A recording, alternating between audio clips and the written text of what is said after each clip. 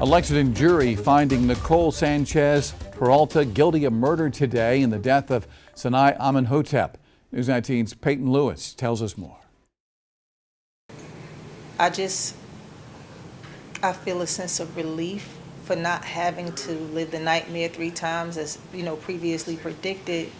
At the same time, there's still, we still have a climb to make in this thing called justice as it relates to Sanaa. Smiles came across faces in the courtroom Tuesday as a guilty verdict was read for Nicolle Sanchez-Peralta, who was found guilty of helping kidnap and kill 15-year-old Sanaa Amenhotep. Sanaa's parents say this is a piece of what they've been waiting for the last 2 years. It's a sigh of relief, to see that, my daughter, her life was not in vain.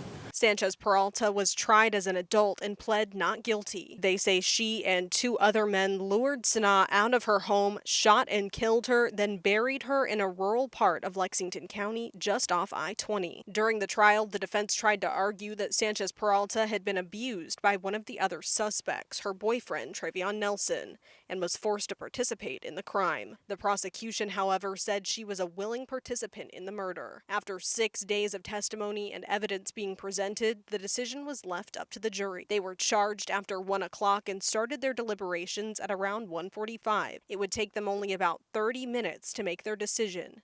Guilty. After the verdict was read out in court, the prosecution celebrated with hugs and shaking hands with Sanaa's family. However, Sanchez-Peralta's mother left the courtroom inconsolable. Sanaa's parents say they never want to see anything like their daughter's case happen ever again. When I say that I don't want this to happen to another family, that's exactly what I'm speaking of. The evil that befell our family could easily befall anybody else's.